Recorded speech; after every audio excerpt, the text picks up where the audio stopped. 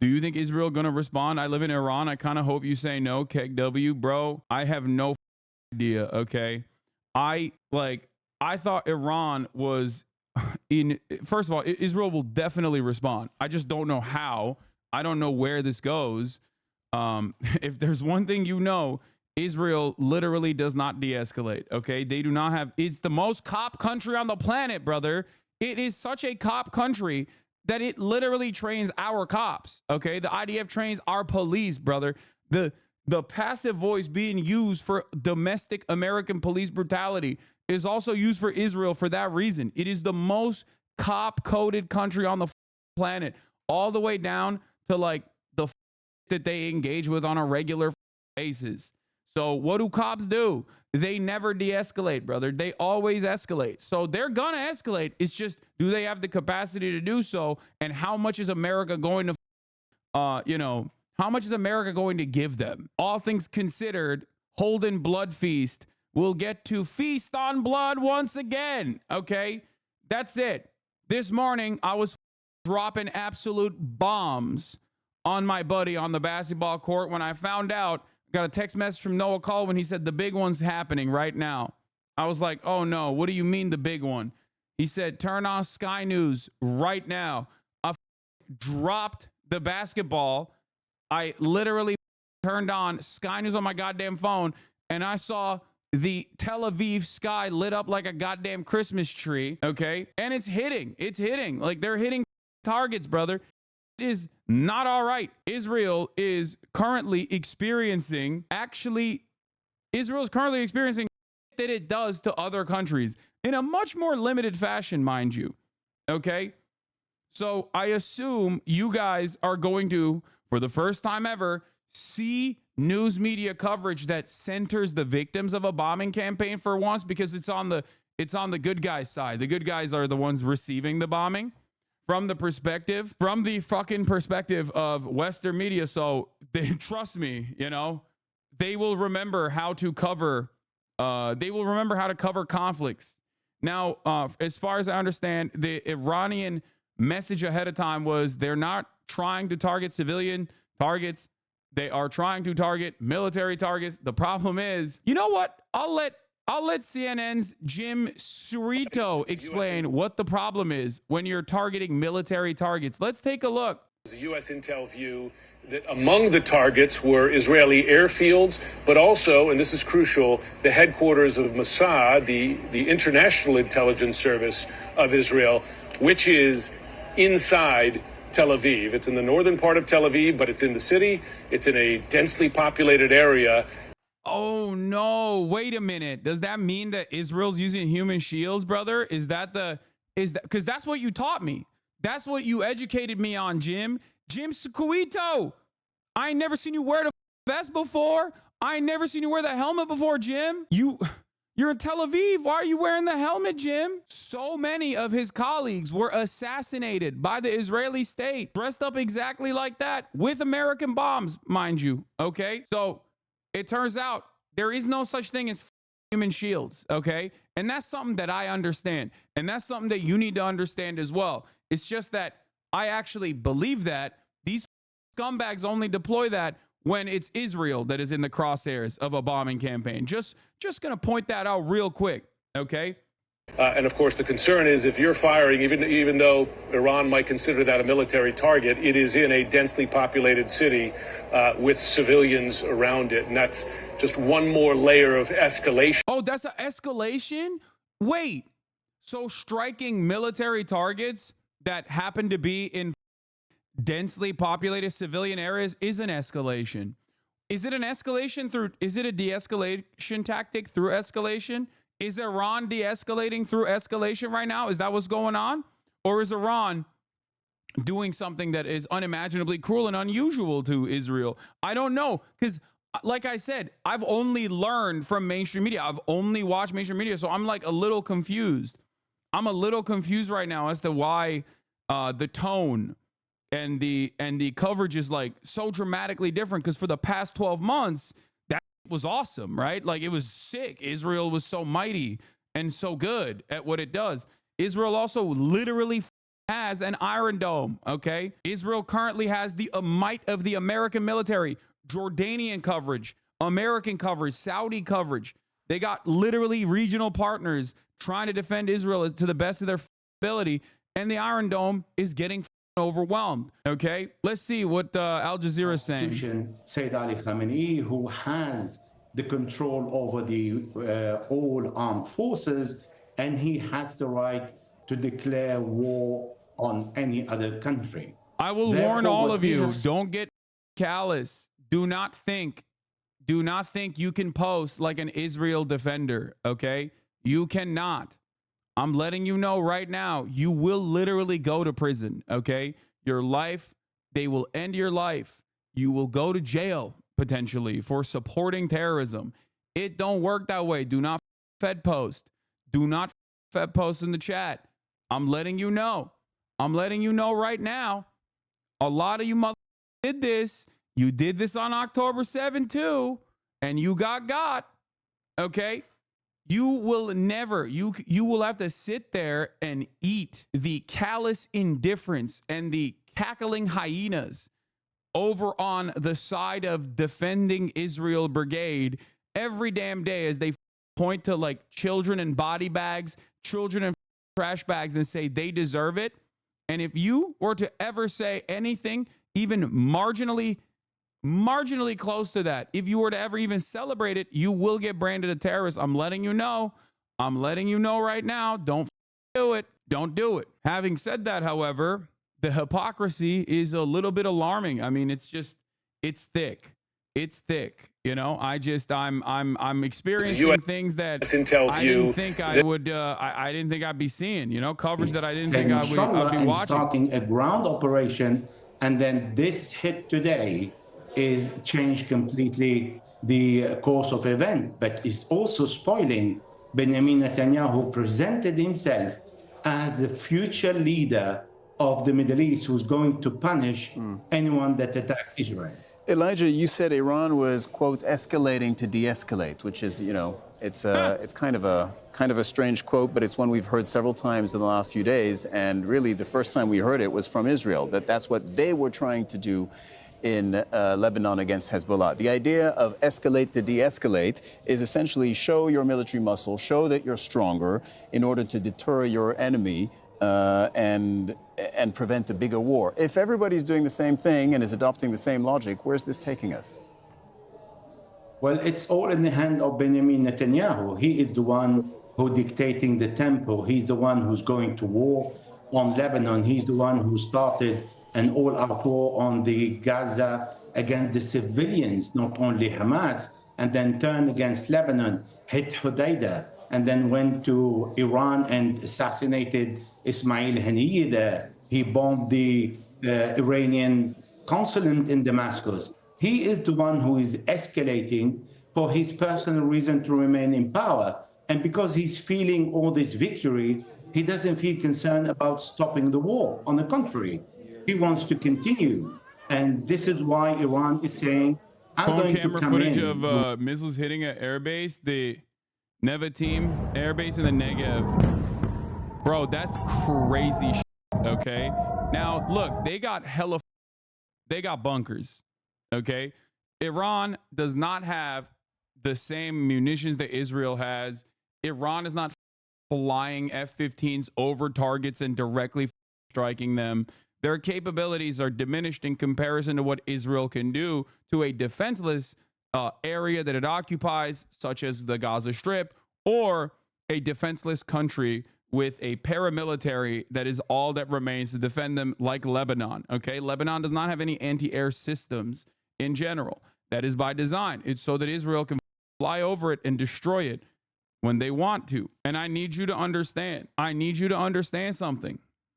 Okay, this entire situation, and I want everyone to remember this. This entire situation could have been avoided since day one. It could have been avoided from the jump. All it would have required was demanding that Joe Biden do the elder statesman thing, which is reign in Israel. People in his corner told him to do that. People literally told him over and over again, hey, dog, you know how Israel gets, bro? Please tell him to dial it. back. He was like, nope. Oh, look alive, Jack. I love Israel. I'm a Zionist. Here's the facts. I'm a Zionist. Rein it in. Rein it in. I've said it a million times. I said it a million times over the course of the past 12 months. I was like, rein it in. Rein Israel in. Please, rein Israel in. I even said, listen, if you're a bloodless, monstrous, sociopathic piece, but you still care about at least like retaining power, at least if you care about the Democratic Party winning the election, don't leave Netanyahu with a fat arsenal of weapons and a willingness to do the bidding of Donald Trump, because he's in the tank for Donald Trump. He's going to go to war with Lebanon. He's going to invade Lebanon. Everyone's like, Hasan, you're being ridiculous. Hasan, you're being crazy. Where are we now? Where are we now? I said it for months. Am I prophetic? No, I'm a dumbass, okay? I'm a stupid idiot who sits around in front of a computer all goddamn day. I just know a little bit about the way Israel behaves. That's it. I've just done a little bit of reading. That's it, like a minor amount. If you are even remotely interested in the history of the region, you arrive at this conclusion on your own. If you only get your shit from, I don't know, random YouTubers who are dick riding Israel into oblivion, or if you're only getting your news from MSNBC, CNN, Western media without ever like applying a little bit of media literacy or applying a little bit of critical thinking, you're like, oh, how did this happen? Israel's the victim once again. It's crazy. Dude, they've been doing this. They've been doing this like for 76 years. Of course, a lot of the regional actors have basically designed their entire existence around maintaining a defensive posture, maintaining a deterrent strategy, and developing an arsenal specifically to combat this kind of thing that Israel does on a regular basis. And since October 7, Israel's been doing infinitely worse that Tel Aviv is receiving currently every goddamn day. Every goddamn day. Every day, dude. So if you are now going, how could this have happened? How is this going? How could this have ever happened? Who would have foreseen this? Like, I've been telling you that this was gonna happen. I mean, I'm sorry. This isn't normal. Every single one of these rockets is meant to kill. Yeah, no, dude. That's what rockets do, dumb. That's what your rockets do to the Palestinians. Like, get the out of here. What are we doing? Never seen the Iron Dome like this. Iran built different. I've never seen a total failure of Israeli interceptors like this. Completely ineffective against Iranian missiles with a point of comedy. It is insane, brother. Of course. What the fuck were they thinking? What were they thinking? Also, this is the most Israel thing to do, okay? There is nothing more Israel to be like, oh, we're getting bombed in a way that we never have. What to do? Oh, it's time to post like a goddamn teenager. Dude, what are you doing? This is the national account of the state, okay? Of an apartheid state that is currently conducting a genocide, okay? And they're posting like a anxiety-ridden teenager. Like, this isn't normal. What are you doing, bro? Stop normalizing this problematic behaviors of missiles. A threat. Is this the start of World War III? I don't think so, but I don't know, man. I don't know. Okay? I'll be honest. It is unique to Iran to do this. Okay? Like, it was already unceremonious and out of pocket for Iran to even retaliate against Israel at all, but that was a managed retaliation. Okay? That was a managed retaliation. That was genuinely a previously communicated retaliation, and they struck like one military base overall. They didn't deploy. They told what they were going to do ahead of time. Like, they gave literally like a week's notice or something. This time is different. It's a little different. It kind of caught everybody by surprise. They still gave forewarning, but the forewarning was significantly shorter. Right? And I don't know. What is Pat Bev doing over there? I don't know. But if I'm Pat Bev, I'm getting out. Don't worry. America will give you a flight out. Unlike those in Lebanon. If you're in the crosshairs of Israeli bombing, of course, you don't get a flight out there. But if you're in Israel, don't worry. America will find a way to transport your ass out of there and back into safe territory. You know, Pat Bev is cooked. Anyway, Israel just promised to retaliate. Yeah, I know. They did. They warned this morning. They warned. Senior Iranian official said the U.S. was alerted by Iran through diplomatic channels shortly before the attacks. But that was not a long-ass forewarning. That's a little different. This is the message Israelis across Jerusalem are receiving right now. Imagine living like this. Dude, are you... Bro, are you serious? Are you serious? Imagine living like this? Yeah, dude. That's how Palestinians live every day. They don't even have the home front command. They just eat it. They don't have bomb shelters. 12 months of genocide, bro. No way. No way. Turns out bombs killed. That's crazy. I'm actually shocked, brother. That's crazy. Anyway, I hope the Hasanabi heads, listen, I mean, this is the same thing I say to the Hasanabi heads in Lebanon that Israel bombs on a regular basis. I hope you guys are all right. You know, my thoughts are with you. I know you're already stuck in a goddamn genocidal freak ass state, you know, surrounded by absolute sickos on a regular basis. Life is as it is for you. And now you have to deal with the genocidal government you don't agree with and its consequences. I hope you guys are all right. You know, be safe. I don't know. It's the exact same thing. It's like, it's what I say to the Palestinians. It's what I say to the Palestinian chatters. What I say to the Lebanese chatters. It's the same. What is this guy? This guy said, you still on Iran's, Iraq's side and Hamas side? Brother, are you stupid? Do you not hear the words that are coming out of my mouth? I am anti-genocide, okay? I'm anti-genocide. I'm anti-war. Do you understand that? That's the side I'm on. Holy dude, Jesus Christ. 12 months of genocide from the apartheid state. And this motherfucker's like, are you still on Iraq? What is Iraq doing? Like, what? Is Iraq involved in any way? This motherfucker dropped that in there, bro. He just dropped Iraq in the conversation, demonstrating his position is just like, so what's up? Are you with the, you know, are you with the sand people or what? Like, who are you with? Are you with the civilization or the sand people? Whose side are you on? It's crazy because it's like both in the axis of evil. No, bro, what is Iraq doing, dog? Iraq? What do you mean? It's like led by an American puppet state. Are you crazy? Sorry to the Iraqi Hasanabi heads, bro. You're going to have to get invaded again, it seems. Okay? I'm letting you know, man. It seems like Americans usually have this appetite, you know? Americans just have an unfortunate appetite for death and destruction when stuff like this happens. Here, let's hear what they have to say now. A lot of decisions to be made right now by Israeli government officials. We have much more ahead. Our special coverage of the Iranian attack on Israel continues.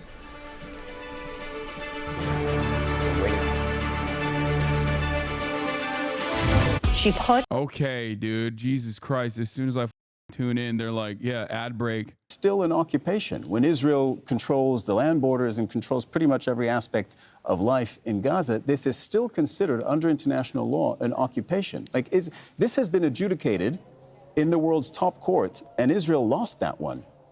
Gaza is an occupation. Yeah, it's true. Okay, you said that, and the court said that. We're still facing Hamas in Gaza, which its charter, by the way, like the charter of Hezbollah. Bro, this dude is, bro, go to the bomb shelter, dog. Go to the bomb shelter. What do you mean Hezbollah and Hamas? Bro, you are unserious. You are not a serious person, dude. Holy, they could kill me right now, and I'm still going to tell you the talking points, okay? Can I ask you about regional He's conflict? like, yo, remember the 1988 charter of Hamas? And do you think that he's trying to precipitate regime change in Iran based on his comments yesterday, ostensibly addressed to Iranians? Let me see if I can find the exact quote. When Iran is finally free, and that moment will come a lot sooner than people think. Among the targets were Israeli airfields, but also, and this is crucial, the headquarters of Mossad, the Oh, sorry. That was like Akiva, I'm not a big fan of Netanyahu, so. Oh yeah, he hates Netanyahu, but he also think, yes, obviously he wants somehow to get that Iran doesn't become nuclear power, and he knows that he needs America for this. So yes, he has something in the back of his mind that if this is an opportunity to involve America, he would push for it. As for regime change, I don't think Israelis should be involved in any speculations and ideas. We tried it in Lebanon back in 1982, and we failed.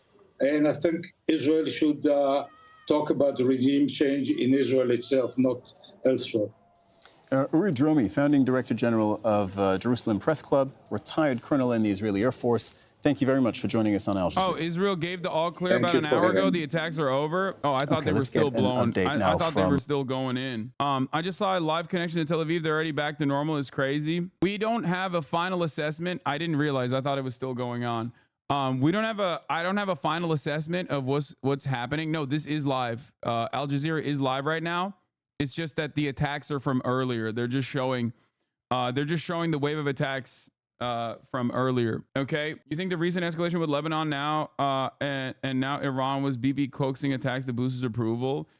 Benjamin Netanyahu has wanted a war with Iran for most of his life. Okay, this is the reason why he was heavily against the Iran denuclearization agreement, because he was terrified of the prospect of normalizing relationship with Iran. That's why he kept mercilessly and relentlessly attacking the Obama administration for its signature accomplishment on that front. That's part of the reason why he loved Donald Trump. IDF has announced, as far as I understand, they've announced that they're like going to retaliate. But the thing is, here's the issue. Okay, they already have been. Yesterday they bombed Damascus and Lebanon. Like they already have been nonstop attacking. The only difference in this circumstance is they'll probably attack Iran. And I don't know if they'll actually attack Iran with even more weapons than prior. And I don't know what that looks like. This is unique territory overall. This is new territory overall. It's not unique in the sense that like Israelis have been literally begging to nuke Tehran for quite a while. Okay. But Israel already bombed Yemen yesterday. They bombed Damascus, they bombed Lebanon. They've been bombing Lebanon. The only difference is now they'll bomb Iran again. Hasanabi people on Reddit are saying Iran just started this war. History yet again reset today. Yeah, word I got is that this will be like the April attacks. Israel will retaliate by attacking Hezbollah in Lebanon, not Iran, and Iran will use it to posture to the Arab world that they can do something, but not expected anything else to happen like April. We'll see. The difference in this circumstance of the Iranian retaliation was the lack of prior knowledge of the retaliation. Like they only revealed that they were going to retaliate. They only revealed that they were going to retaliate right before they actually launched their missiles. Last time they gave like 7 days of warning. They telegraphed it. They were like, hey, we're going to come. We're going to retaliate. We're going to retaliate. If Israel doesn't do something about it, we're going to retaliate. We have a right to defend our sovereignty. This time it was relatively quick. BM is posting throughout the Middle East. What a bunch of psychos. The IDF after the Iranian attack, the Air Force will attack strongly tonight throughout the Middle East. We'll see. Al Jazeera correspondent in Tehran is saying there will be another wave of attacks. It is pretty crazy that all of this shit was absolutely telegraphed. Okay. All of this stuff was telegraphed from the jump. It was telegraphed from the jump. It's not like we didn't know this was going to happen. Of course we knew this was going to happen. What was anybody expecting? And for the record, what Israel will do, I suspect, when they say they're going to retaliate, is probably kill a bunch of Gazan civilians, okay, as they have been. They haven't really stopped. They killed like 34 the other day. It's just that the attention has shifted over to the Lebanese civilians that they're killing by the hundreds, right, in Beirut. So that's probably what they're going to do. They're going to pummel civilians. They're going to punish civilians as hard as they possibly can, because they only have one speed. They only know to do one thing, and that's kill civilians. And that's precisely what they're going to do. I just don't think that, I don't know. Will this inevitably cause Israel to implode on itself? I mean, all of these things actually it hurt the psyche of the Israeli citizens, because Israel only responds to violence, okay? Israel only backs away when they are forced to back away through violent retaliation. I think there was a terror attack as well. Like there was I think like a shooting attack inside of Israel as well. And I don't know if it was in coordination. It probably was in coordination with the bombings, but ultimately what's going to happen is because Israel only responds to force with more escalation, but only backs away when they fear that there are real repercussions for Israel. Okay. That's what they've educated the entire region on. So that's why these things are happening.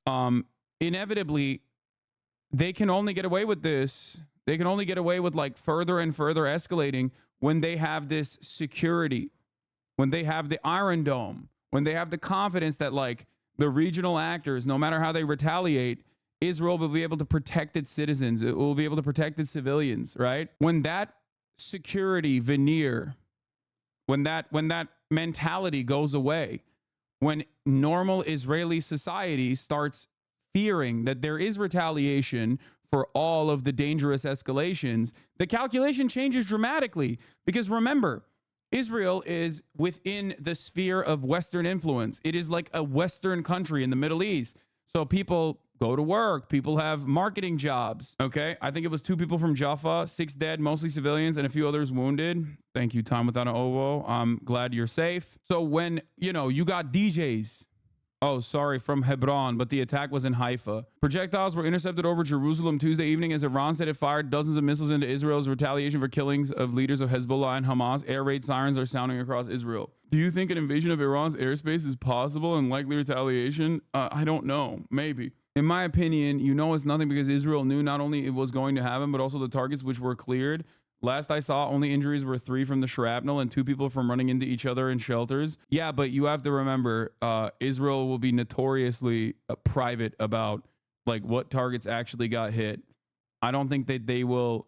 I do not think that they will be open about if like their military hardware was destroyed. Like they're not going to say that because they do not want any of the regional actors that are aligned against Israel.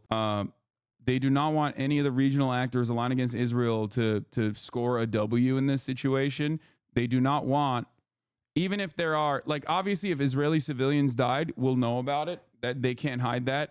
But if the attacks are directed at military targets, as the Iranians claim they were, and they specifically destroyed military hardware, Israel probably will not reveal that information at all. They don't want that. They don't want that.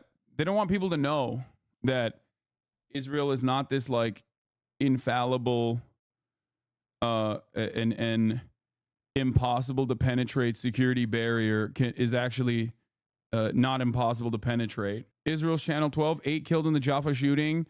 Israeli police say one of the attackers has also been killed. There was a shooting at a train stop in Jaffa. Israel has resulted in multiple casualties. Initial reports indicate several people were wounded, with some in critical condition. According to the Israeli Broadcasting Authority, 4 people have been killed in the attack. Yeah, and I think Daniel Hagari also said that like you know, you shouldn't show any videos of any attacks. Don't show the videos. Very graphic. I'm not going to show the videos. To be honest, I think we could be next. I don't know what part of the world you're in. If you're in Iran, or if you're in Lebanon, or if you are in America, I don't know. Is this also de-escalation by escalation? No, this is retaliation. What do you mean? Oh, in America? Yeah, I mean, maybe, probably not though. I think most of the regional actors are too busy with their own backyard at this moment to focus their crosshairs on the United States of America. Can you please explain how Israel uses human shields? I'm confused on no civilians died if that's the case. Iran's legal, rational, and legitimate response to the terrorist acts of the Zionist regime, which involved targeting Iranian nationals and interests and infringing upon the national sovereignty of the Islamic Republic of Iran, has been duly carried out. Should the Zionist regime dare to respond or commit further acts of malevolence, a subsequent and crushing response will ensue. Regional states and the Zionist supporters are advised to part ways with the regime. They're doing the same thing that Benjamin Netanyahu said yesterday. They're like, hey, we don't want war with you, the Israeli people, but your government is the reason. BBC and ABC are saying unprovoked attack on Israel. Of course they're saying that, dude. The only attacks that are provoked are dude, Israel gets to listen, you have to understand, Israel gets to attack everybody, and that's always righteous. And if Israel ever gets countered or retaliated upon, it's unprovoked. Please understand. Hear that Hamas wasn't really on board with this ceasefire, but also sources have told me that there were moments where Netanyahu also changed the parameters of what he wanted there. And I think the really big challenge has been, as one Middle East source told me, you as the negotiating party cannot want this ceasefire more than the parties on the ground involved. And that's where I think the struggle has been for Biden. This White House has wanted an end to the conflict, but it's not clear that the parties involved wanted it as much as Biden. Asma, thank you. Jay O'Brien's at the White House for us today. So I guess two questions for you, Jay, as we're getting a number of leaders from the Hill weighing in on what's happening overseas. We do know that the president was in the sit room, the vice president right next to him, monitoring what was happening as Iran was launching those missiles. Do we know what exactly he is doing now? And is he also in a wait-and-see mode, waiting to see what Israel is going to do? Or do you think he'll get a heads up from Benjamin Netanyahu as to what may happen next? Well, a number of different things to unpack in that. Firstly, I can tell you that when the president and the vice president were in the situation, it was largely White House officials say to coordinate the defensive response. The U.S. the wider market is down today. Lockheed Martin, Northrop Grumman, and Raytheon some of these missiles reaching and succeeding record highs, in shooting down baby. some of these missiles. Exactly how many the Israelis were able to intercept versus the U.S. and potentially other allies shooting down is very much unclear. But we know that that was what the president and the vice president were monitoring there. The defensive ability by U.S. military assets to shoot down some of these missiles in participation, of course, in defending their Israeli partners. We also know that senior White House officials telegraphed that there would be, quote, severe consequences for Iran if there was a direct strike of this nature at Israel. Exactly what severe consequences look like is still very much unclear. As you said, the White House is somewhat in a wait-and-see pattern. They are obviously in close touch with Israel because they were participating. Bro, they're about to know why we don't have free healthcare. I know, man. Yeah, you're right. Totally. Just like the Ansar Allah administration in Yemen found out, right? That's why they're lobbing like hypersonic missiles into Tel Aviv still. That's an own on you, dog. That is an own on you and all of us. You understand that, right? Like the idea that like we don't have health care, is that an acceptable trade-off? Are you insane? Why are you openly saying that and you're championing it? That statement originated as a angry thing. Like people used to say that as like, how up is it that we don't have health care because we're just like always funding more missiles? That's the joke. Come on, man. It's old line. I mean, it depends. Some can't tell a joke. It's got to be a joke. Okay, first of all, you can joke about this. I'm just saying that like a lot of people don't make that as a joke in the sense that a lot of people that say that nowadays are saying that as an own, where they're like, no, dude, it's sick. Like we don't have health care.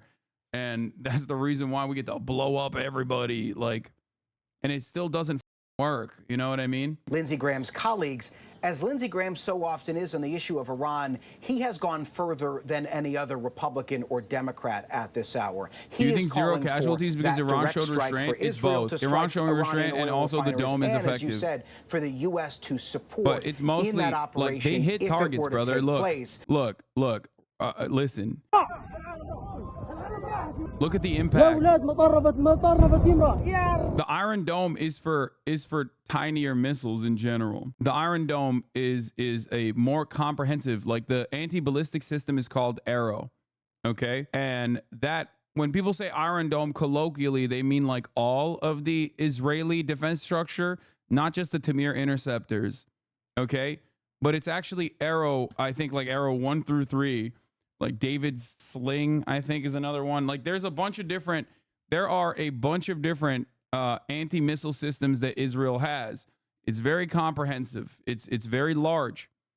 And beyond that, beyond its capabilities of like intercepting, they also literally have the American the American aircrafts in the region and American anti-missile systems in the region as well. You have regional actors from Jordan. Jordan has defense capabilities as well. You have Saudi defense capabilities if Ansar Allah or Yemen is trying to lob ballistic missiles or any kind of missiles from the direction of the Red Sea. So it's a comprehensive and very expensive structure to keep Israel safe and avoid any sort of like retaliation. Here's Jake Sullivan. Let's take a look at what he has to interceptors to shoot down inbound missiles. President Biden and Vice President Harris monitored the attack and the response from the White House Situation Room, joined in person and remotely by their national security team. We are still working with the IDF and the authorities in Israel to assess the impact of the attack. But at this time, and I stress at this time, we do not know of any deaths in Israel. We are tracking the reported death of a Palestinian civilian in Jericho in the West Bank. We do not know of any damage to aircraft or strategic military assets in Israel. In short, based on what we know at this point, this attack appears to have been defeated and ineffective. This was first and foremost the result of the professionalism of the IDF, but in no small part because of the skilled work of the U.S. military and meticulous joint planning in anticipation of the attack. We're also aware of reports of a terrorist attack in Jaffa that took the lives of a number of Israeli civilians and wounded several others today. Our condolences go out to the families of the victims and to the family of the Palestinian civilian in Jericho. He's not lying. Chat, stop immediately saying he's lying. And we reserve the right to amend and adjust as necessary as we gather more information. The word fog of war was invented for a situation like this. This is a fluid situation. We will consult with the Israelis on next steps in terms of the response and how to deal with what Iran has just done. And we will continue to monitor for further threats and attacks from Iran and its proxies. We are particularly focused on protecting U.S. service members in the region. The highest tier for these And with ballistic that, I'll missiles, take the just Arrow a few System 1 through questions. 3, and David Sling. Is the administration making any preparations to evacuate U.S. citizens from Lebanon or elsewhere in the region? We have been very clear for some time now that U.S. citizens should avail themselves of commercial means to depart Lebanon, given everything that's going on. We have said that from this podium, from multiple podiums. We continue to say that, but we have not begun triggering a non-combatant emergency evacuation, a NEO. You used to be honest when you didn't know things, but your react queen mentality has taken over, especially regarding the Middle East. You've become the Pied Piper for Russian bots and ignorant. You've fallen off, my dude. The guidance from the State Department, which is to find civilian. Once again, I think chatters don't listen to the words that are coming out of my mouth and simply basically respond to what they assume I'm saying. Israel should retaliate, and what is your concern about this leading to a wider escalation of war in the region? We've had some initial discussions with the Israelis in the aftermath of this at the military level and also at the White House to Prime Minister's office level. We'll continue those conversations in the hours ahead. I'm not going to prejudge or get ahead of anything. We want to have some deep consultations with the Israelis, and I'll have more to report to you after we get the opportunity for deeper discussions. And escalation in the region? Obviously, this is a significant escalation by Iran, a significant event. And it is equally significant that we were able to step up with Israel and create a situation in which no one was killed in this attack in Israel, so far as we know at this time. We are now going to look at what the appropriate next steps are to secure first and foremost American interests, and then to promote stability to the maximum extent possible as we go forward. Yeah. He said no civilians and no military hardware. What do you mean he's not lying? Nevatim Air Base is destroyed. Oh, sorry. I thought he said no civilians were harmed in this process. I don't disagree with that. I mean, I don't think that assessment is a lie. Listen, Israel cannot keep it a secret if their civilians die in any kind of attack. And also, it would not even be in their interest to keep that a secret. It would give more righteous cause to whatever they're going to do next, okay, in retaliation. But in terms of the military hardware, they will absolutely say, oh, nothing happened. We didn't even get a dent. They won't openly admit that their military hardware was destroyed. So just so you understand, do I believe that there was no military hardware destroyed? I don't necessarily believe that. I think that, you know, if they actually struck targets directly right here, if this footage is correct, and you're going to get like very limited information from Israel on this stuff because like they don't want this kind of information. They do not want this kind of information to be out. Controversial documentation of missile drops. This is from Con News. You don't like Israel does not want direct targets.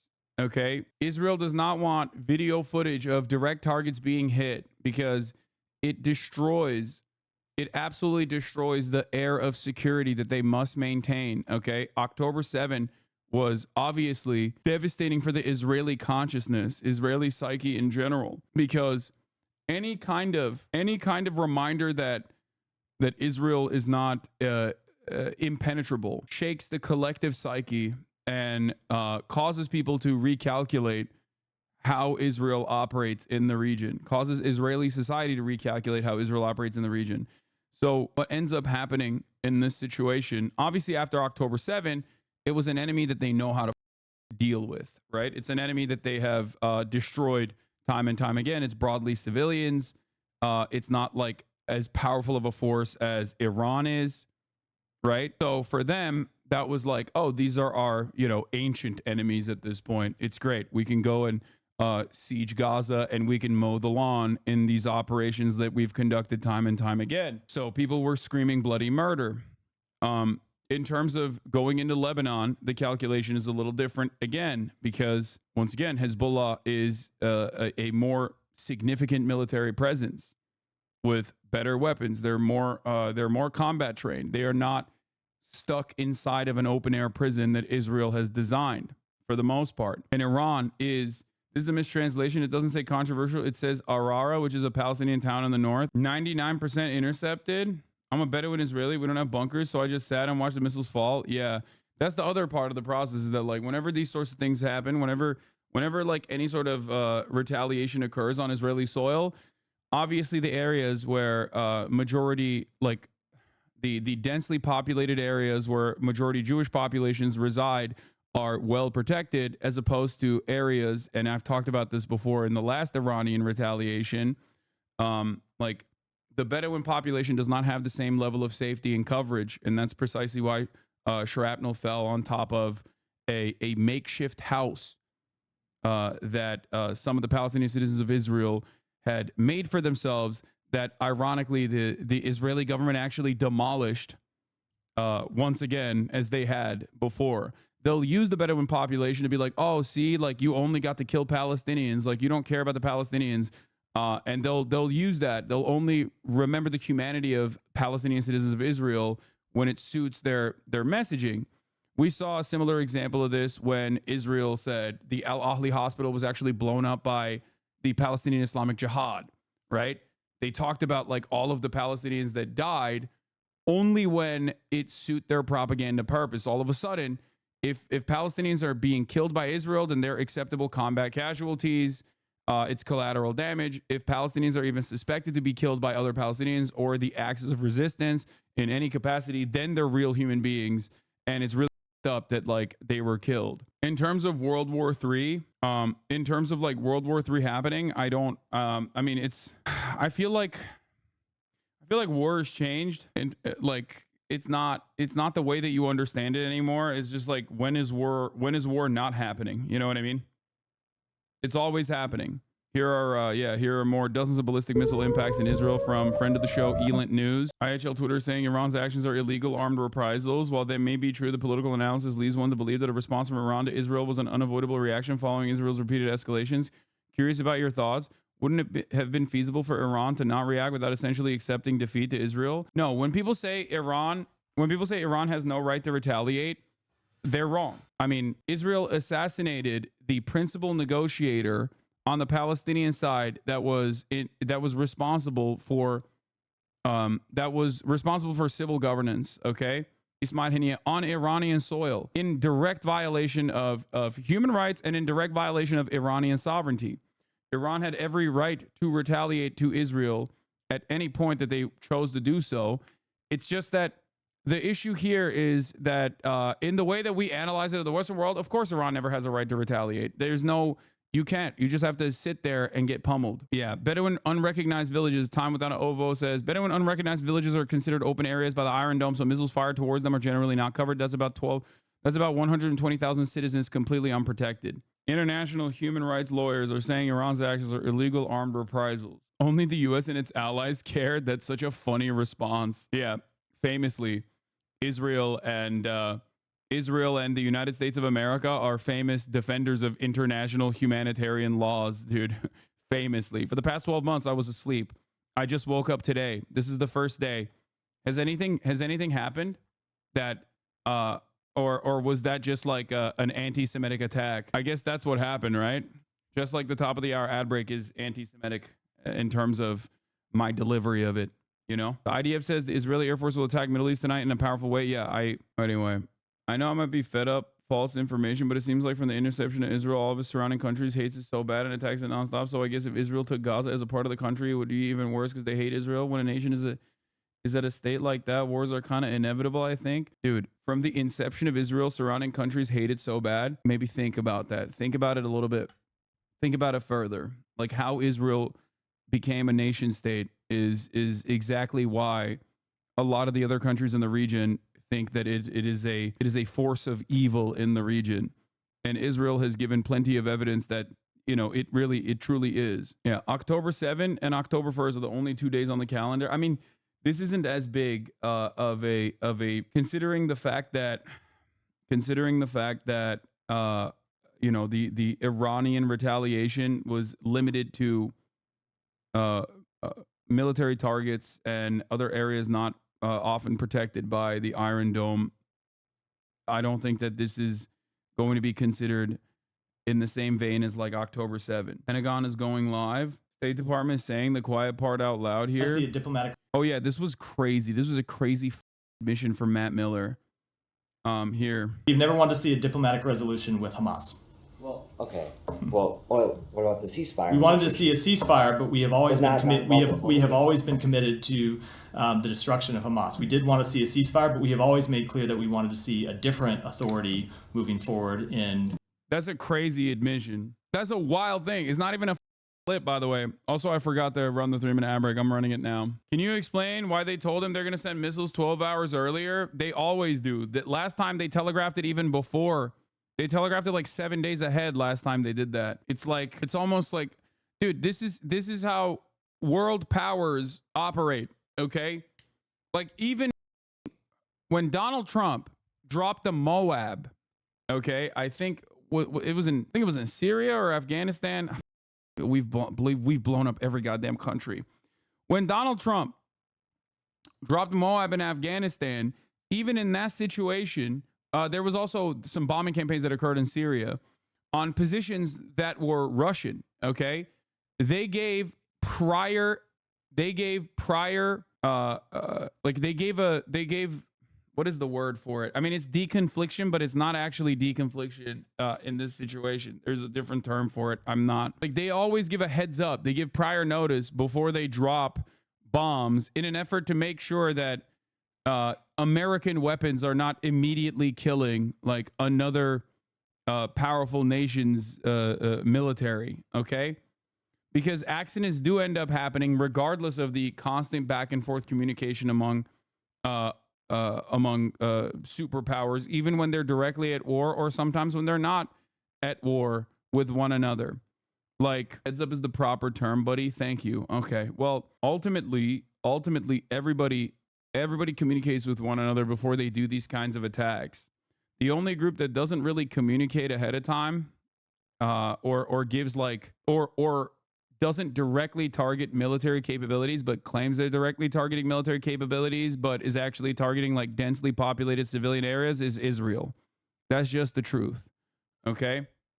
Because if any other country operated in the same way that Israel did, considering that our analysis is that Israel is our allies, we know what it looks like when a country operates in the way that Israel does. Russia, you know, that's it. Russia is the perfect example. Russia is the perfect example of what happens when a country that is outside of the scope of American influence and power, that is a regional actor, a regional superpower in its own, in the power that it has, when they operate in a similar capacity to Israel, that is precisely what happens. That is, you know what happens. We don't have to speculate on the American perspective on the matter. We saw exactly what happened. The Biden White House is October surprised its own candidate, a historical first, I think. I don't think it's an October surprise if it's not a surprise at all. You know what I mean?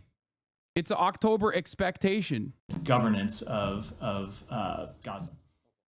You've never wanted to see a diplomatic. This feels like 1984 with the way that the wars feel so choreographed and staged. Real but no lasting resolution. Just a war between a few capitals against other capitals. Is that right? I mean, that's how all wars work. But Biden's administration pushed Israel to invade Lebanon despite inhibitions by the Pentagon, according to Politico. I don't think they pushed Israel to invade Lebanon. I think they gave the go-ahead to Israel in invading Lebanon. I saw that. Have you ever discussed whether you advocate for a two-state or one-state solution? Now's not the time. Something to note is that Hagari just reported IDF soldiers shot on dozens of suspects, which presented a threat in the central Gaza Strip. Injuries were detected. If you want a translation, IDF soldiers most likely massacred a crowd of random civilians. Wait for reports from Gaza. Yeah, I saw some movement on that front. I saw some movement on that front earlier, but I'll wait for further confirmation.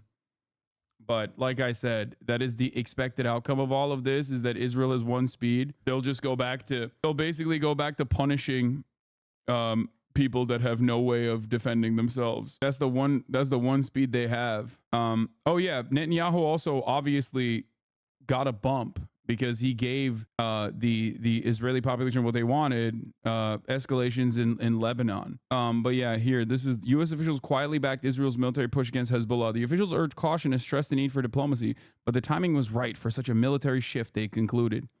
Senior White House figures privately told Israel that the U.S. would support its decision to ramp up military pressure against Hezbollah, even as the Biden administration publicly urged the Israeli government in recent weeks to curtail its strikes, according to American and Israeli officials.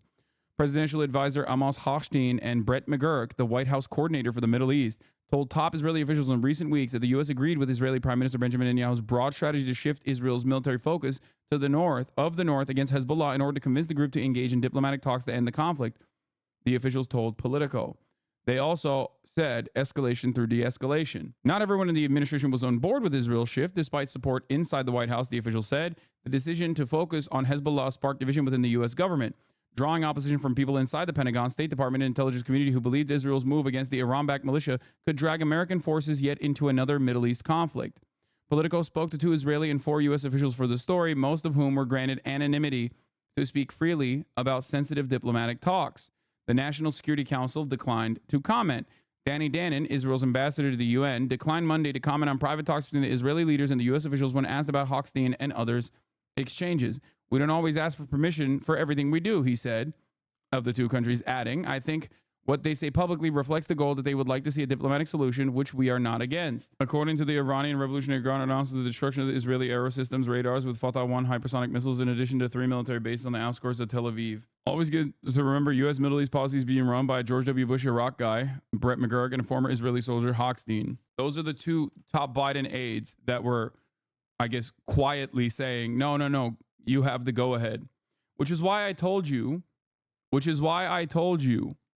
that Israel doesn't get to do this stuff without America's knowledge and without America's go-ahead. And sometimes America offers the targets themselves with their surveillance capabilities, okay? But when America says, like, Israel is a sovereign nation, Israel's a sovereign nation, it's operating on its own territorial boundaries, it's operating it's operating on its own interests, is I think an unnuanced position. In mid-September calls and meetings, Israeli officials outlined broadly that their military was preparing to make the shift. They didn't offer details. Hochstein and McGurk relayed to their Israeli counterparts that while they still urged a cautious approach, the timing was likely opportune for such a move, especially after Hezbollah had been significantly degraded in the months prior. Important to note that while Bibi himself got a boost in the poll and Likud lead as the largest party again with 25, Smotrich is polling below the threshold and the coalition stands at 49 mandates. Reporting here got a little screwed because of the presenter of the poll for Channel 12 was Amit Segal, who's basically a Bibi spokesperson. While Hezbollah had long said it would only engage with Israel if it reaches a ceasefire with Hamas militants it is battling in Gaza, U.S. assessments indicated at that point that Hamas wasn't likely to agree to a ceasefire deal anytime soon, and that it meant it could be a moment to focus more on Hezbollah alone and to decouple the 2 conflicts. So whenever people tell you, like, whenever people bring up, like, Hassan Nasrallah's background, Hezbollah's actions in Syria, or Hezbollah's actions in his domestic affairs, right? Inside of Lebanon, understand that it has nothing to do with his assassination. His assassination happened in the hands of the Israeli military in coordination with the American government, specifically because he and the Hezbollah forces presented a deterrence and a threat to Israel's interest in conducting its genocide in Gaza. That is precisely what happened, okay? It was a big boost for Benjamin Netanyahu's cabinet in general, Benjamin Netanyahu's personal polling in the nation to change trajectory. It silenced any kind of internal opposition on a ceasefire negotiation. He offered basically like a slab of meat to the Israeli population by bombing Beirut. Are you scared? I'm not. I don't know. I mean, I don't know what scared means at this point. These things are completely outside of our control. There's not really anything we can do. All we can do is just stand by and watch and try to make sense of all the senseless bloodshed. But once again, in terms of when we look at the situation that is in front of us, remember that like the conversation completely took a reset when Israel started bombing Beirut. All of a sudden, the very same people that were calling me Hasanabi are now calling me Hezbollah, okay? That I am once again a terrorism supporter and an Islamist fundamentalist, but now for a different group, okay? And that's obviously a hyper personal and very specific way to analyze the situation, but you could see similarities with like broad mainstream reception of Israel's actions in the Western world, where immediately they started running the exact same contextualization of the violence. These are Hezbollah targets that were blown up. No mention or rarely any mention of the 300 or now 800 plus Lebanese people that were slaughtered mercilessly in their own apartment buildings in a densely populated area. No mention of the millions of Lebanese people that had to be displaced as Israel now is invading another sovereign nation. Okay, why are you making these conflicts about you? I am using that as a jump off point. It is not to make it about me. And I literally described how I'm not making it about myself at all. I'm using that as a way to communicate to an audience that comes in here and here's what I have to say about these issues so that it's easily understandable. Okay, I'm trying to make it more palatable for people. Okay, unless you are completely brain dead, I think you can understand that. Yeah, a rhetorical device is what I'm doing, is what I'm using here. Okay, and it worked. I mean, it was relatively successful, all things considered. Here's the press briefing by the White House, by the way. There are multiple events happening all at once, and the president is going to continue certainly to deal with. Okay, let's hear what Pentagon is saying. Essentially, a follow-up to that question: is the U.S. willing to strike Iran in response to this? Are you putting that on or off the table? Well, look, Garnett, again, I don't want to get into hypotheticals. I think I was very clear at the top that should U.S. forces be targeted by Iran or its proxies, we'll take necessary steps to defend our people.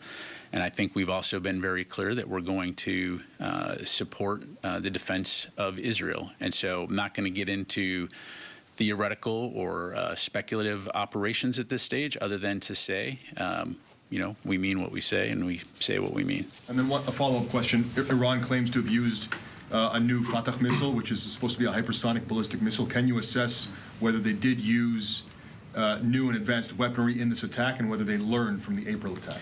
Again, we're still assessing the attack and the outcomes, and so we may have more to provide later, but I don't have anything on that right now. Dan. Thanks for your time. Two questions, please. On Secretary Austin's statement last night, he referred to being supportive of operations along the border. Is he open to Israel using operations on both sides of the border? Along the border was a little vague there. Well, I think I'd go back to how I responded to Joseph, right? We understand and support Israel's right to defend itself against Hezbollah, as we highlighted in the readout. We understand that part of that is dismantling some of the attack infrastructure that Hezbollah has built along the border. Certainly, again, we don't want to see this, broaden into a wider regional conflict, but we understand, again, that what Israel is doing are limited operations to destroy that attack infrastructure and then enable citizens on both sides of the border to return home. Ultimately, at the end of the day, we do think that a diplomatic resolution is the only way to achieve lasting stability and security across the Israel-Lebanon border. So, we're going to continue to work to that end. But we also, again, understand Israel's need to defend itself. And then a follow. the State Department read out a report on an attack on a diplomatic facility at Baghdad Airport last night. Have you seen any other attacks on U.S. forces, I guess, since Friday?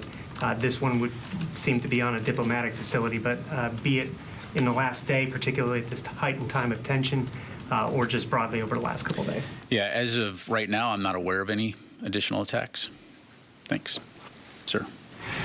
The Iron Dome, how effective is it against ballistic missiles? And some of the televised images appeared to show some of them landing on infrastructure. Are you aware of that? In general, was this attack more effective than the Iranian attack in April? Again, understanding that a lot is still very initial. As I highlighted, initial indications are that there was minimal damage on the ground. In terms of the specifics, though, I'd have to refer you to Israel really to talk through that. And again, as more information comes in, we'll certainly know more. But the initial assessment is that Israel was able to successfully defend itself, of course, with the support from the U.S. And so, again, we may have more later on that. Helene? Thanks, Pat. I just want to be clear because it seems like we're at a very dangerous time where any kind of ambiguity from the U.S. could lead to an attack on American troops. And when you say I understand when you say that we're going to defend any attack at American troops. I also understand that that you said that no American troops were hurt. Therefore, are you saying the U.S. is not planning on a kinetic strike against Iran? Because right now, we'll stress again that the Hamas-Hezbollah partnership only started after the second Rabin administration kidnapped and deported hundreds of Hamas activists, Ismail Haniyeh among them, across the Lebanese border in 1994. We'll also remind people that in 1992, Israel assassinated Hezbollah General Secretary Abbas Mousawi, replaced by Nasrallah shortly after. God, it seems like maybe this more force thing is not the solution to literally everything. Yeah, one thing I want to also point out is that this is didn't get a lot of coverage, but Israel obviously doesn't just assassinate the Islamist fundamentalists leading the helm in the resistance groups. Okay, a lot of people will be like, oh, these are not good guys, Hasan. And it's like, yeah, you want to know why? Because Israel killed all the good guys that weren't even fighting against Israel, like Ghassan Kanafini, who is not even a person that held a weapon at any point, and him and his entire family were ruthlessly slaughtered by Israel. Israel also literally assassinated on the 29th of September multiple PFLP and DFLP commanders that were not participating in the strikes on northern Israel at all. They were assassinated because they were Palestinian leaders living in Lebanon. And it didn't even get any coverage. So when people go, oh my God, why aren't there any secular Marxist leaders or whatever? It's because Israel kills them all the time. Okay, the only ones who end up surviving this kind of shit happen to be some of the biggest fundamentalists. You don't get to choose who gets to resist against Israel's incredibly violent, increasingly bloodthirsty actions. I mean, that's really it's just Israel is setting the standard for Iran. As evidenced by this attack, they certainly maintain the capability to conduct. Holy hope from Hasan. So I highlighted at the top. If your understanding of complex geopolitical things that are happening in real time and all the death and destruction that is accompanying that in real time is just cope of a Twitch streamer or something, I don't know what to tell you, dude. Just open up your the reality, it's weird. It's a very weird way to look at and interpret events. Yeah, it's about twice as large in terms of the number of ballistic missiles that they launched from the last. Do you believe it was their intent to actually do damage this time? Well, look, you don't launch that many missiles at a target without the intent of hitting something. So absolutely, just like the last time, their intent is to cause destruction. And so, fortunately, Israel has very significant air defense capabilities, and the U.S., of course, played a role in helping on that front as well. Thank you. Matt? Thanks, Pat. You said there have been no new attacks on U.S. forces in the region, but is the department tracking a greater threat now to U.S. forces, and are you taking any extra measures on top of the recent plus-ups you've done for force protection? Well, Matt, I mean, as you know, we're always taking force protection very seriously. We're all very well aware of the heightened tensions in the region, and U.S. Central Command has been, for a long time now, constantly assessing and reassessing the threat to ensure that our forces are protected. Like I mentioned, I'm not aware, as I come to the podium, I'm not aware of any additional attacks beyond the one that Dan mentioned, but it's something that we'll obviously be, keeping a close eye on to protect our forces. Secondly, were there any other nations other than the United States and Israel who took part in intercepting missiles or helping to track them or anything like that? Yeah, I don't have anything to provide on that, and obviously I wouldn't speak for other countries from here. Yes, sir. Moin Rabbani, Trita Parsi, Finkelstein, and other regional experts have said that Israel is bent on war with Iran during this election cycle and Biden's lame duck period. I expect they'll take this opportunity to bring that to fruition. Yes. Part of the reason I think that Iran has been insanely restrained, and this is not just my estimation. I know people will say like, oh, Hasan, you're biased in the matter or whatever. This is the estimation of like the American State Department as well, in terms of its like Iranian retaliation to Israel violating its sovereignty on a regular basis as well. I'll say this much. I think it's partially because they did not want to hand Benjamin Netanyahu and Israel the thing that they want the most, which is basically, I'm all over the place today. A lot is going on. Which is basically a war with Iran, okay? If Iran strikes civilian targets and does like October 7 level damage with hypersonic missiles that obviously are capable of penetrating Arrow 1 through 3, David Sling, and the entirety of Israel's anti-missile defense systems, like if they are able to target a military facility, they're able to Tel Aviv. You understand that, right? Like, please understand this. If they are able to hit directly Israeli military facilities that are near Tel Aviv, that means they can Tel Aviv. That means they can kill civilians in the same way that Israel does on a regular basis. Okay? Recognize this reality, please. There is a reason why they're not doing that and targeting military facilities and impacting military facilities instead. The reason is because they are still worried about if they kill a bunch of Israeli civilians, then the big war, the thing that they're worried with American military joining the conflict and greatly escalating it into a full-blown regional war with Iran will occur. I think that is partially what Israel wants to do. That is partially what Israel wants to do, basically. I think that's what they've been gearing towards for years and years. What is this? Khrushchev didn't want to reveal the nukes in Cuba till after the election because he didn't want the Republicans in because they were more anti-communist. With Michigan having 3x the Lebanese population of Palestinians, is this going to be a cherry on top to losing Michigan? I don't know. It depends. I wouldn't. The Lebanese situation with respect to Hezbollah is more complicated than you think. I mean, I think there's plenty of Lebanese people who are going to be upset that America is allowing Israel to pummel Beirut, but it depends on what the demographic makeup looks like. If they are, if it's the Christian Lebanese population, they might not. They might actually cherish this attack. You know what I mean? They might actually think that this was good because, once again, they also are not exactly fond of Hezbollah. But the internal Michigan polls look really bad. My understanding is that Michigan was literally mourning of Nasrallah. It's the biggest Shia population in America. Scoop, Slotkin warned donors last week that internal polling for her Senate campaign shows Vice President Kamala Harris is underwater in Michigan, according to a video clip. I'm not feeling my best right now about where we are on Kamala Harris in a place like Michigan, she said. The Phoenicians. But the King Phoenician spoke on this recently, and he had, it was shocking to hear from, what's his name, Nassim Talib. He was very upset with Israel, and he's Mr. I'm Phoenician, I'm not Arab. Michigan's Lebanese population is larger than its Arab population in general. I mean, yeah, Nicholas Nassim Talib. I think, I mean, the way I see it is like a lot of the Christian Lebanese population living outside of Lebanon see their family villages, their Christian homes of their Christian family members also being bombed in the same way. With no distinction between like Shia or Christian or Sunni Muslim Lebanese populations, and recognize that Israel is still in the wrong for doing this, and recognize that America is allowing Israel to do all of this.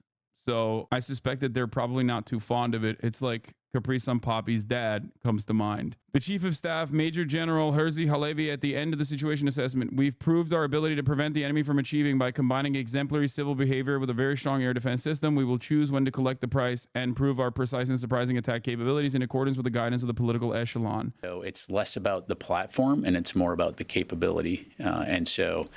Again, we still maintain a robust capability to be able to respond to any potential future threats as well. And I just want to follow up on what Helene was asking, which was important in the sense, I think you said a red line that if Iran or its forces were to attack U.S. troops, you know nothing about there would Arab be a U.S. Christian. response. I refer my commentary to my Arab Christian friend instead. Okay, I don't know, Dave Ashraf. He's saying they are bombing the Christian areas right now in Lebanon. It's flipping people. My far right cousins are now saying Israel. Keep an eye on. We certainly hope that there's not another attack, but obviously Iran maintains a capability, and it's just demonstrated that they're willing to use it to directly attack Israel. And so we're going to continue to consult closely with Israel on next steps, and importantly on the defense of Israel.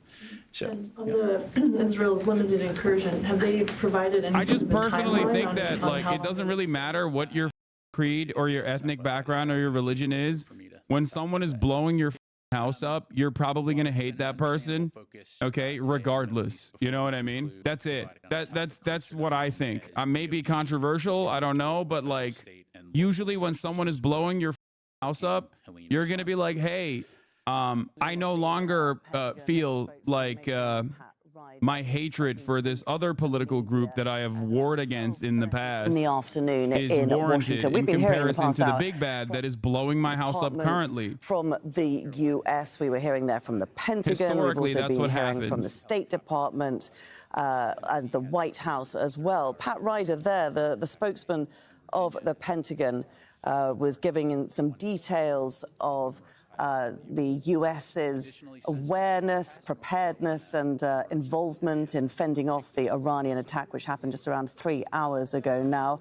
A launch of some 300 missiles Eastern from time Iran. today, Iran launched nearly 200. State Department, it seems like they don't like it. I'm shocked to hear from Matt Miller about a bombing campaign. Turns out there is a bombing campaign that he doesn't like. I didn't realize that was the case, because for the past 12 months, he's just been defending all the bombing campaigns in general, so it's shocking. Ballistic missiles against a number of targets in Israel.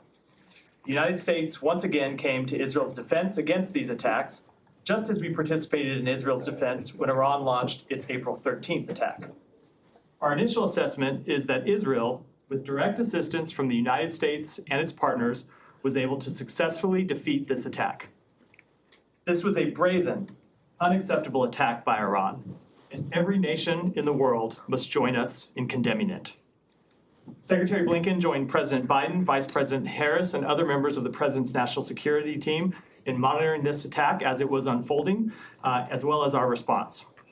As the President has made clear, our support for Israel's security is ironclad. I mean, where was this kind of smoke when Israel blew up Beirut, dude, with American weapons, mind you?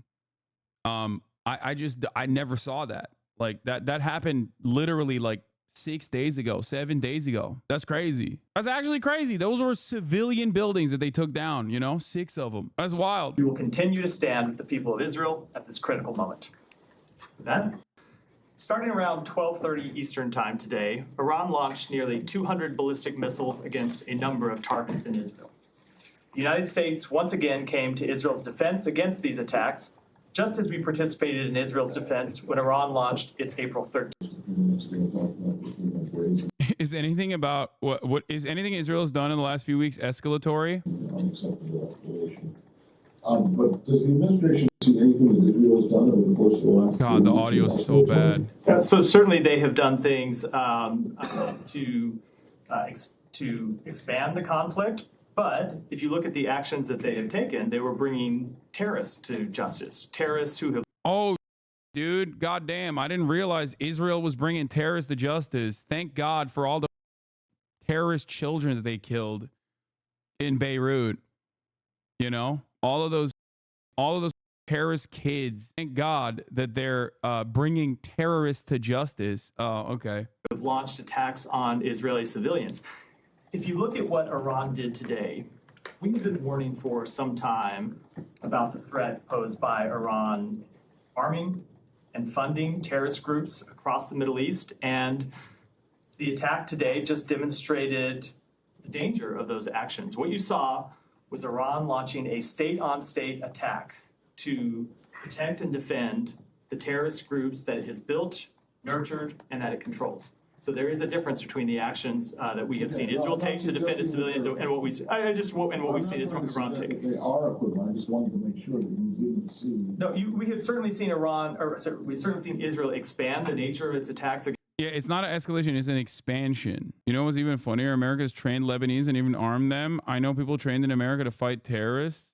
Yeah. I don't think those guys are in Hezbollah, though. I think that that's a part of the Lebanese armed forces that retreated beyond the UN line before Israel invaded Lebanon. The irony, of course, is that, like, it's not equivalent because, once again, it's not equivalent at all. You want to know why it's not equivalent? Because Israel gets to kill as many civilians as it wants. Okay? There is an endless appetite for that kind of destruction. Okay? Israel can invade whatever country it wants. Israel can take down as many civilian buildings in a densely populated area. Okay? America will always defend it as you are watching them defend it. Okay? So, of course, any kind of retaliation that comes back to Israel has to be very calculated and very careful. And even then, it will be met with an incredible escalation Against Hezbollah, but is a very different type of attack than what we saw today from a state actor against another state. Pretty sure we were hoping they'd be able to secure the full coastline much sooner than this. They didn't want to have to defend this for a year. I mean, the interesting part about this is that the alternative solution is one that, like, the overwhelming majority of Americans want. It's the UN Security Council's, it's the UN General Assembly's wishes. Like, it's literally the simplest solution, which is to do a ceasefire in Gaza, to stop doing a genocide in Gaza. It is literally that simple. Ansar Allah has said that they would end the blockade in the Red Sea. Hezbollah, since October 8, has said that they would no longer be bombing. They would no longer be bombing northern Israel if Israel stopped pummeling Gaza. Like, everyone has said that. And it's crazy because so did the American government. The American government has claimed that they want this to happen. The ceasefire, I mean.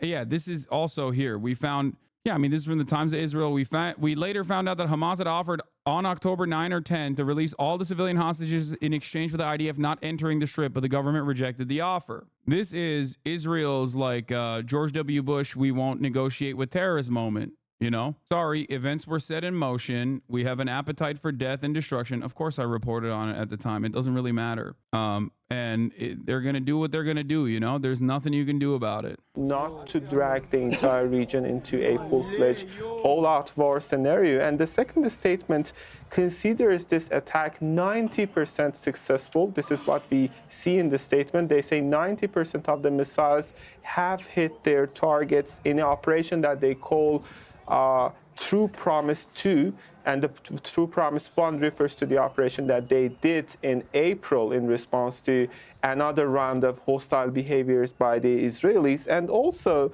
we see in this statement about some details on the nature of this and the weapons used in this attack, which is basically a Fatah hypersonic let's say, missile that has been used in this attack. It is used for the first time. It was revealed last year by IRGC, and now they're just having a real test fire of that.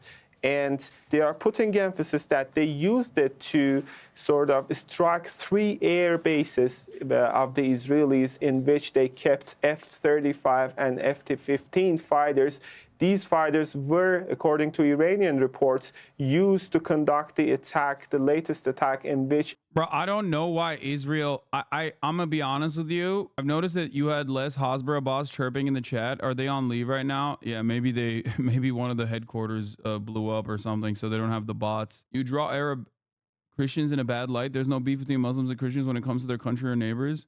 Wait, what? No, dude. No. I'm talking to Americans, chatter. Come on. Americans have no way of understanding that, like, people are not monolithic in the region, okay? I'm just saying that there are going to be people who... I'm saying that there are going to be people that fucking don't like... or if you hear from a Lebanese person that's like, no, I actually do appreciate Israel blowing up Lebanon, I'm telling them that, like, there is a likelihood that they are, you know, potentially a Christian Lebanese person with of a different mindset, even though that mindset is now becoming the minority, especially when they have family members that are still in Lebanon whose family homes are being bombed. Here. Destroyers. Now, the Wasp Marine Amphibious Group is in the eastern Mediterranean. It has units of highly trained Marines and landing ships that can be used as mobile command centres and as well for evacuation. 3 expeditionary wings as well, containing bombers, stealth fighters and fighter jets, are based here in Qatar, the United Arab Emirates and Kuwait. We've also got the US Fifth Fleet based in Bahrain, and that operates in the Gulf. Now, its missile cruisers and destroyers are able to shoot down missiles. Let's bring in our defence editor, Alex Gotopoulos. He joins us now. And indeed, we did just hear from the Pentagon saying that 2 Navy destroyers of the US shot down some of these latest ballistic missiles that were sent from Iran. Yes, that's right. They said they launched 12 interceptors towards the missiles. How many of them intercepted those missiles, we don't know. But even if all 12 of them destroyed Iranian missiles, there was still left. It seems to me like hypersonic missiles have been a real game changer in the way that conflicts occur around the world, by the way. It seems to me like the defense capabilities are nowhere near matched with the offensive capabilities when hypersonic missiles are in play. Combat proven. It has vast amounts of money poured into it, both from Israel and from the United States. But it's proven technology. It's only just come into existence in the last few years. It's very tricky. It's like I need to remind people, okay? I need to remind people of something. If they have the capability of striking targets inside of Tel Aviv, inside of the entirety of the Israeli defense capabilities, that means they have the capabilities of targeting, you know, blocks of crowded residential buildings. The reason why they are not doing that matters, okay? You must understand why they are not doing that, okay? Look, like, this is literally in the outskirts, the northern outskirts of Tel Aviv. This is Eric Toller of the New York Times. An Iranian missile exploded near the Mossad headquarters located on the northern outskirts of Tel Aviv. Rough map of the video's perspective and approximate site of explosion. They are still refusing to hit direct, like, crowded civilian areas and keeping their strikes to military targets. Israel has significantly better targeting capabilities than Iran does, because Israel flies their planes and drops bombs directly on targets. Israel is blowing up areas where there are no anti-air defense systems, okay? Iranians are not using F-15 fighter jets and flying directly over Israeli airspace and targeting these areas in the same way. And even then, despite the limitations of their targeting capabilities, they're still showcasing their ability to penetrate the Iron Dome. They're showcasing their ability to cut through Israeli air defenses. This is significant. That is the message here. Small-scale rockets. It's at that lower level, which is, small-scale rockets, Katyushas, these sorts of things that fire to barrages. Then you have the next layer that will deal with more medium-range missiles, and that's the Barak 8, which is the Israeli version of the Patriot, actually supposedly better than the Patriot system. And then major stuff coming over from Iran in this case. So I would have thought a lot of Arrow 3 missiles and Barak 8 missiles would have been fired to intercept this. This would have been these top 2 tiers of Israel's multi-layered air defense systems that would have gone into action. Fascinating stuff. Very good to get your analysis and your insights there on the actual military capability of Israel, which is huge, especially when coupled with the US's in the region. Many thanks, Alex. Well, there have been scenes of celebrations across Gaza and indeed in other places across the Middle East in response to the Iranian missiles fired at Israel. People in Gaza came out onto the streets as the missiles were seen flying overhead, going into Israel. Tarek Abu Azoum is in Deir al-Balah for us in central Gaza. He's joining us now on the phone. Tarek, talk us through the atmosphere there in Deir al-Balah. Why would Iran show restraint when Israel is escalating? Well, Israel didn't. Israel also had a relatively restrained approach after the first Iranian retaliation. So that's probably their expectation. Repeated provocative attacks on Lebanon and Iran, including the latest assassination of Hamas's top leader, Ismail Haniyeh, and the assassination of Hezbollah's top leader, Hassan Nasrallah. So people of Gaza generally saw the Iranian ballistic missiles from these separate areas in the Strip flying over Gaza, heading to the Israeli... Well, I can't believe the civilian children that have been blown to bits for the past 12 months were celebrating the occupation incurring any penalty whatsoever. That's shocking to me. That will have grave How uncivilized of them. On Israel. And I need to point out that following the Iranian retaliation, Israeli fighter jets How dare they? in Gaza were mobilized and The started fuck are to they fly supposed to do? They got nothing. in a very low altitude and slow over the sky of the Gaza Strip as a part of the preparation against any possible military move might be taken by Hamas or any Palestinian armed groups in the Gaza Strip. They attacked, in fact, in the past couple of hours, anyone who's moving close to Netzarim corridor, and there was more growing state of alert from the Israeli occupation. It's because they're. I think they're celebrating because they're anti-Semitic and they hate the most moral army. And the most moral, the only democracy in the world, honestly. That's what it is, I think. A more huge Israeli response to that attack, which can really give a clear sign that the entire region is on a knife edge that can lead to a very all-out war in the entire area here. Yeah, I mean, it's clear that Israel has been carrying out intimidating actions over Gaza. Don't the civilian population of Gaza know that Israel is carrying out its genocide in the most moral ways possible? I'm shocked, horrified at the display. Attacks are going on, airstrikes are going on Gaza on a daily basis. The casualty numbers are huge there. 41,600 people killed in a year of fighting.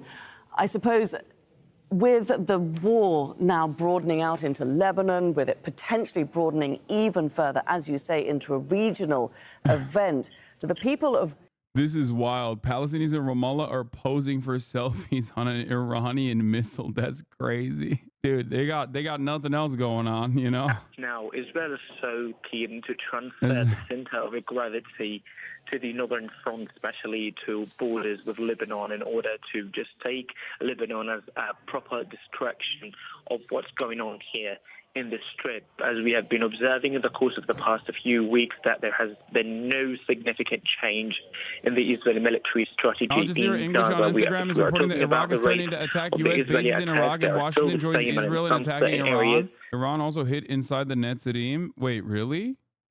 A video I documented a short while ago from the northern Gaza Strip showing Iranian missiles falling on the Netzarim axis in the central Gaza Strip and violent explosions occurring. I mean, I don't know if this is confirmed or not. Hasan, you were all right about it. It's like post 9/11 hysteria in the news. Yes, just another day in the life, in it. Yeah, just dudes being dudes, man. That is from Jordan, and he lit his smoke with it because that was the booster and the rocket was blessed. See this one? Stay on the specific update. A missile fell between the homes in a Palestinian village in the Israeli-occupied West Bank, but it appears it didn't explode.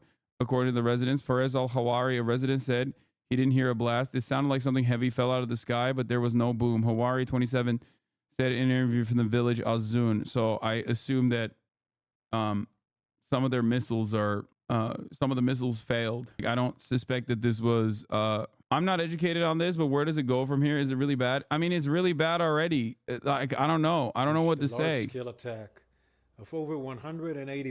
Iran launched a large-scale attack of over 180 ballistic missiles directly from Iranian soil at the state of Israel. There were a small number of hits in the center of Israel and some other hits in the southern Israel. The majority of the incoming missiles were intercepted by Israel and a defensive coalition led by the United States. Iran's attack is a severe and dangerous escalation. There will be consequences. Our defensive and offensive capabilities are at the highest levels of readiness. Our operational... Oh, Elant says that's an EMAD ballistic missile. The warhead is detached. Oh, so that was like the booster that fell. Absolute demolition of the Tefnov air base near Tel Aviv. Jesus Christ. Elant, is this correct? Does this look right to you? Elant News? Yeah, the idea that 99% of missiles were intercepted is also insane. Like, that is just, I'm sorry, but that's just straight up propaganda, I think. I mean, that's like we have seen more than 2 missiles strike direct Israeli targets at this point. So if there's more than 2 or 3 missiles that you have seen, then they did not intercept 99%. Okay, 180 missiles. They've definitely struck more than 3 times. Okay, they shot 180 missiles. They didn't shoot 180,000. Yeah, there were impacts near Netzidim for sure, possibly Tel Naf, but these could be in open areas near the runway. It's going to take a while for us to fully understand the scope of the damage, but so far what we know is important to remember. Arrow also predicts where missiles will land, like Iron Dome, so won't intercept falls in open areas. I think they're just more impacts. Yeah, it's not secondary. I think it is different impacts. I think I heard on Israeli TV that the number of intercepts won't be shown. I think I heard on Israeli TV that the number of intercepts is not to be shown publicly due to strategic reasons or whatever. I don't know where they heard the 99% stat. Maybe I'm wrong. Yeah, no, they will not tell people what the actual assessment of the damage is. It is not in their strategic interest to do so, because once again, if military targets were struck and military hardware was destroyed, okay, there are ways of finding that out. Eric Toller and other people at the visual investigations team at the New York Times and visual forensics at Washington Post will scour through all of this data and they will find this information. Okay. Having said that, however, the Israeli government won't openly admit that. The reasons for why they won't openly admit that is because that means that there were obviously missiles that were not intercepted that hit targets directly. If Iran has the capabilities of piercing through all of Israelis' anti-missile systems, okay, why would you trust the New York Times? There are definitely still journalists I trust at the New York Times, okay? Don't be ridiculous. What do I always tell you? New York Times might be biased and wants to do the bidding of America's State Department interests, but they still also have a responsibility to come across as an impartial observer, and they still have to have the veneer of objective reporting. They will not have credibility if they don't have that. Lamau, okay, dude. Resign as rag. Lamau, okay, dude. All right, well, I guess you know better than I do on this. You're right. I should just stop using New York Times for coverage. Thank you, enchilada. Kids, children are injured and dying. What the horrific? What are you talking about? Like, if you mean in Gaza, yes. Or in Lebanon, yes. But if you're talking about Israel, no such reporting has taken place thus far.